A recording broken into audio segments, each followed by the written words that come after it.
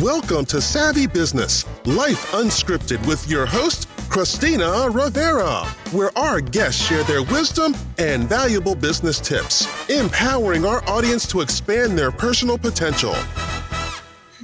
Hi, Sharon Bolt. Welcome to Savvy Broadcasting Life Unscripted. We're so grateful to have you here today. You're going to share your wonderful story of entering the world of entrepreneurship. And also, you've done something a lot of entrepreneurs have come to me to ask how to do. And how do I get publicity for nearly free, if not free, so I can grow my business? And you've done very well with that. Share with the audience a little bit about your backstory. What brought you into the world of entrepreneurship? Well, it's really funny actually, Christina, because growing up, I wasn't an entrepreneur. I don't think I am the typical entrepreneur that tends to be today, that I mix with and I chat to, because I was brought up in a family, you know, you went out and you did a 9-to-5 job, and it was something that you worked hard for, and you moved up the ranks. So I had no entrepreneurs in my family. I had no friends that were entrepreneurs. I didn't even know what the word meant until I actually started to run my own business and then started to network. I'd never heard of the word entrepreneur. Mm-hmm. So it was, you know, I was fine with going to work and doing well at work, and that it was actually a medical thing, an illness that I had, that it was a bit like MS that I had.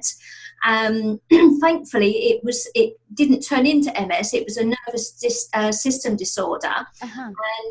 And I looked for some natural ways of dealing with that, and I came across kinesiology. Mm-hmm. And it was just phenomenal. I loved it. It was a passion of mine, and I suppose I entered into this whole world of self-discovery and self-development, and I just loved it so much that was my passion, and that's what caused me to create my first business, which was Complementary Therapies. It was really to heal myself, and then because I loved it and was so passionate about it, then I easily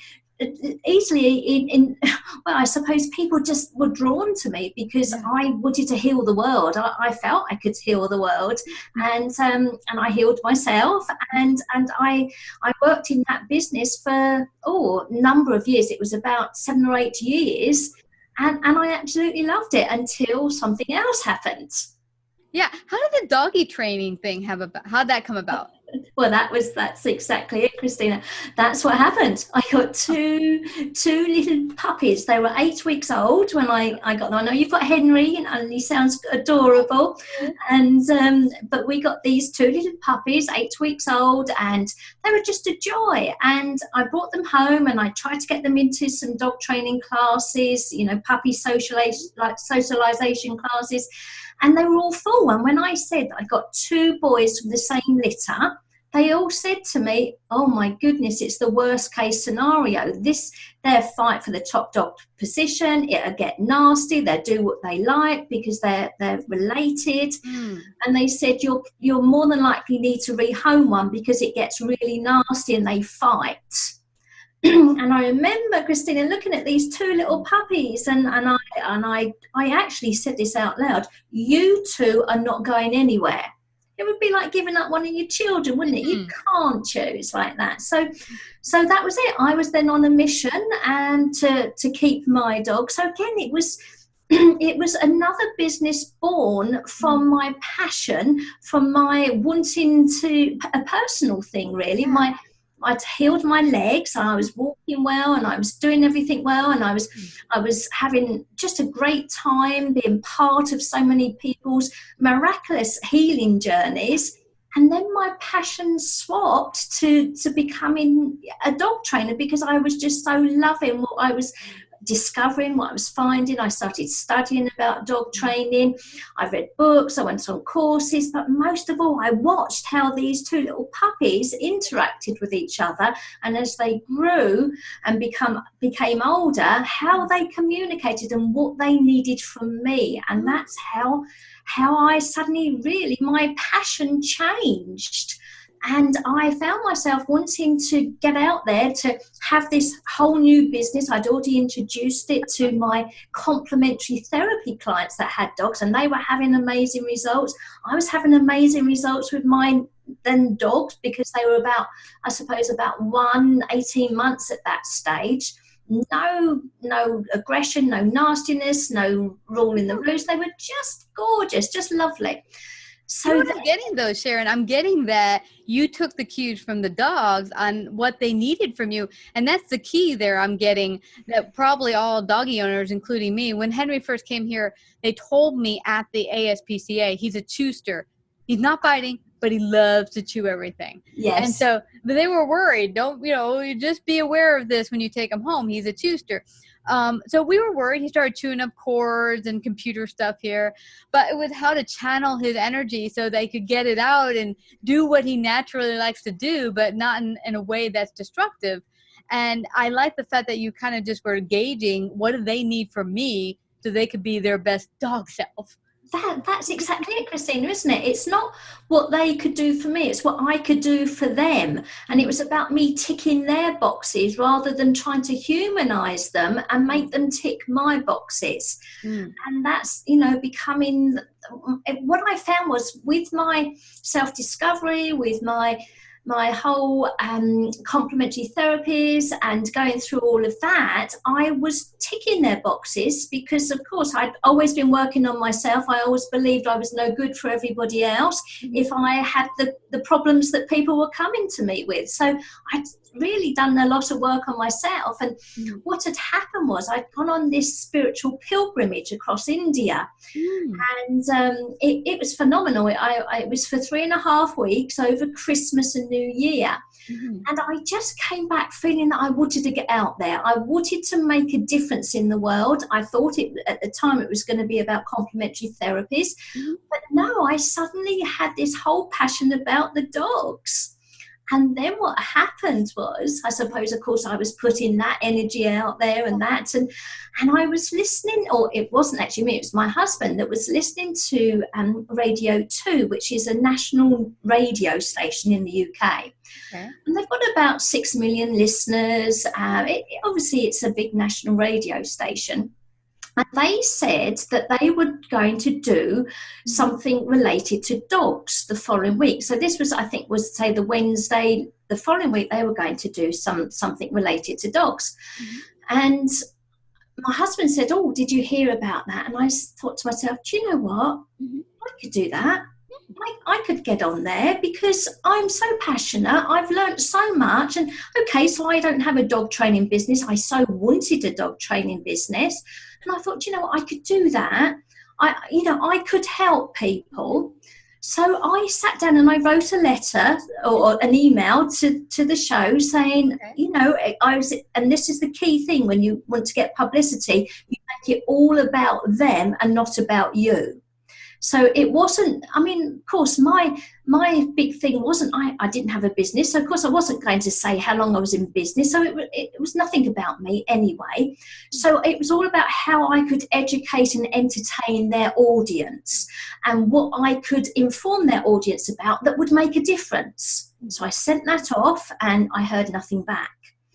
And then it was a couple of days later, they said that they were doing a big thing about overweight dogs. And I had studied about nutrition for humans and for dogs, and it was something that I was doing with my two.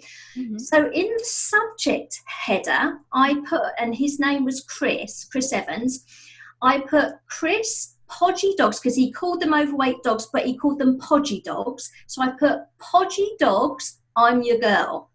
So that was my subject line to get them to open it.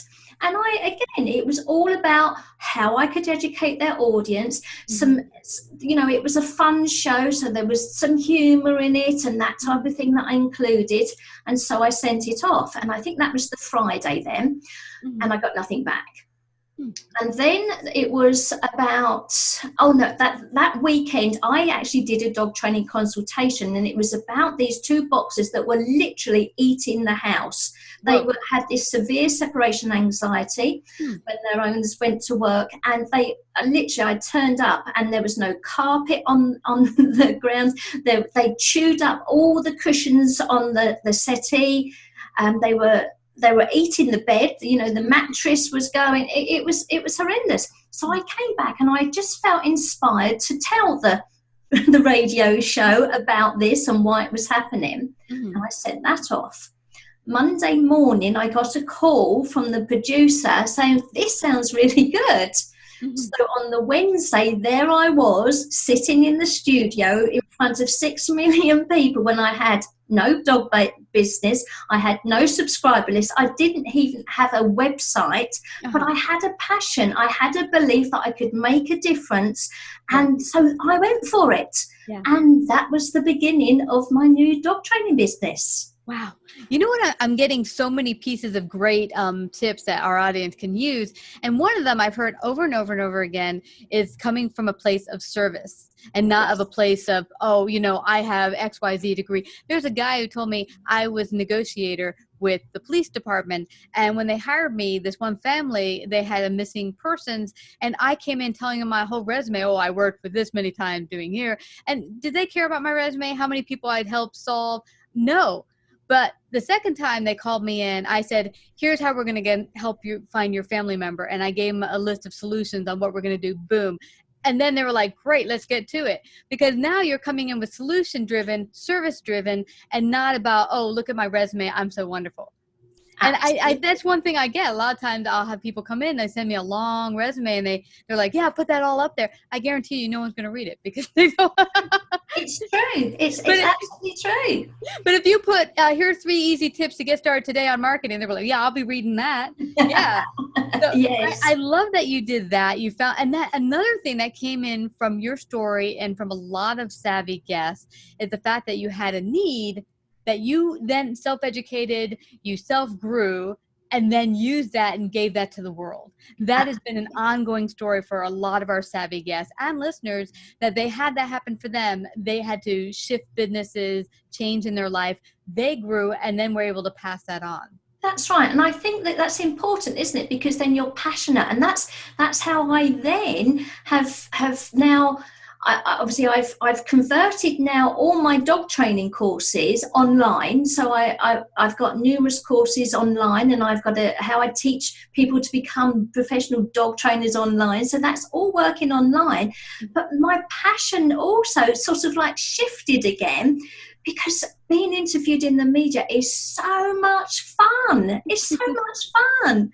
And I just love blowing away the myths of, you need to be educated in this. And do you know what? The media, they're not looking for that. They're looking for somebody that can educate and entertain their audience. You don't have to know everything about everything. It's just a case that what you'll get asked is normally, you see, I do a regular phone-in slot. I've had this regular BBC phone-in slot on the BBC radio since 2008. So listeners call in with their questions. And to be honest with you, you'll get a few sort of like strange and a bit weird out there type of questions, but really it boils down to the same 5 or 6 questions time and time again. If it's about dogs, how do I stop my dog from pulling on the lead? How do I stop my dog from barking? How do I stop my dog from being aggressive? There are a group, and it's the same with every niche, where there are a handful of questions, and if people just sort of like think to themselves, what do my clients regularly ask me? It's something time and time again, and that's really what you need to get really good at and know about. But it's about belief, self-belief, and knowing that you can do it. Wow, girl. You had just led so many awesome nuggets for our audience today. I mean, just anyone out there who's maybe thinking, I'm going to start a business. This is a perfect time, right after we're getting back from things with Corona, and people are like, what's going to happen next? Maybe I have to switch to online. To think about, like you did, where can I grow? Where's my passion that I can then serve the world with it? I love the fact that you not only self-educated, but then brought your gifts to the world after you brought the gifts to yourself. So this has been fabulous. I don't want us to leave without people finding out how they can get in touch with you, get your awesome books. You've written some books. Share all of that with our audience. Well, they can find out all about, I've got some free training about how to get publicity and that if they go to my website, which is www.getfreepublicitytoday.com. And it's all on there about, as I say, there's free training, there's always free reports. I've always got something free there for you to sign up for and really get going for yourself. That's fabulous. And tell them about your book. You did write a book as well. Well, what I did, Christine, is I co-authored 2 books. Oh, yay. So this is something that I would really recommend for people to do, because, to write a book on your own can be very time consuming. We all want to do it, but, somehow we just don't seem to get round to it, or we haven't got the time to do it. So I, in some of obviously the contacts and the things that I know about getting publicity, I linked into a publisher who was looking for people. So the one is called Successful Women in Business, and one is being entrepreneur, running a successful business. So they were looking for people to write a chapter. So you become a co-author. So of course I'm co-authored of 2 books, but it hasn't taken me all the time to write an book, but you still can have that, that credibility that you are an author. I love that, Sharon.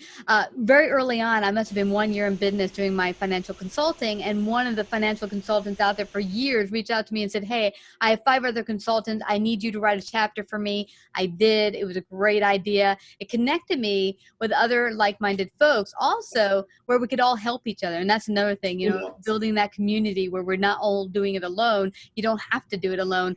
And recently I hired a ghostwriter, helped me put out a wonderful book. So yeah, there's a number of tools out there. If writing isn't your thing, like I've often said on my show, writing isn't my greatest talent, but it doesn't mean you can't get your gifts and talents out there in writing, because it's a great way for people to hold in their hand and learn and refer back to all the lessons you might have to offer them. Yes, and I think all of us can write a chapter about something that we're passionate about, giving some tips and advice that people could actually go and make a difference and make a good start in their business just by reading that chapter. So I really recommend, there's different ways that you can make yourself be the authority in your field and credible, and writing a book or co-authoring a book is really one to do. Yeah, absolutely. So they should go to getfreepublicitytoday.com, find out more about Sharon Bolt today. And thank you so much, Sharon, for sharing your great wisdom today on Savvy Broadcasting. It's been a pleasure. Thank you so much for having me on your show. You betcha. If you like this episode, please share. To hear more Savvy episodes and Savvy Biz tips, go to lifeunscriptedradio.com. To become a guest or participate in paid sponsorship, email us at Christina@lifeunscriptedradio.com.